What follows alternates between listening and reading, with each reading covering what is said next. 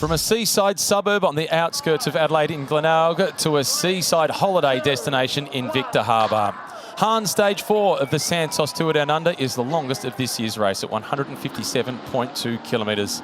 The flag drop-in to get the stage underway. The ochre jersey for the race leader sitting on the shoulders of Javier Romo, yesterday's stage winner from Movistar.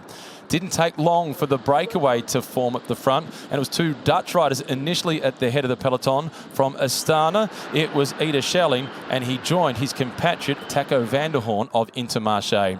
Bad news for the winner of the race 2 years ago. Jay Vine, involved in a heavy fall, rejoined the peloton eventually. The breakaway then swelled as two more riders came across. From the Soudal Quickstep team, it was William Junior Lesurf, and for the Jaco Alula team, it was the Swiss national champion Mauro Schmid, who was on target to pick up the points and the time bonuses at the first of the intermediate sprints in Aldinga. Lesurf it was who was in second spot. The breakaway then regained its cohesion as they moved on ahead of the watching eyes of workers out on the fields of Adelaide. The second of the intermediate sprints. Again, it was Mauro Schmid picking up the maximum points. This time ahead of the young Italian Apis of Archaea B&B Hotels. Then heading out to the first of the FX King of the Mountains climbs, and for the first time in this year's race, no Fergus Browning in the breakaway, saving his legs for the big day on stage 5 up Wollonga Hill. The peloton was closing in. The riders in the breakaway, no immediate concern to the leader's jersey, so Movistar was sharing the work evenly with other teams of the sprinters. As Mauro Schmid did in the race for the intermediate sprints, he also picked up maximum points on the first of the climbs of the day.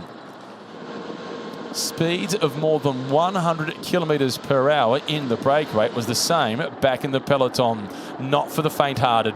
Luke Durbridge was fighting at the front, a teammate of Mauro Schmid out in the head of the race, also protecting Harper and Plapp. Onto the last climb of the day, topping out with 20 kilometres to go on the stage. The breakaway was finally being reeled back in, but Mauro Schmid, the sole survivor, still led the main field by 21 seconds. A grimace on the face of the Swiss national champion as the peloton collected their prey. It was then over to the sprinters who were left to see if they could get their teammates organised. And at the front, it was Brian Coquard who had a burst of speed. He got his nose in front. Narvaez was closing quickly. Bauhaus was also trying to challenge, but Coquard held on to collect the win. His first this year, his second throughout his career at the Santos Tour Down Under.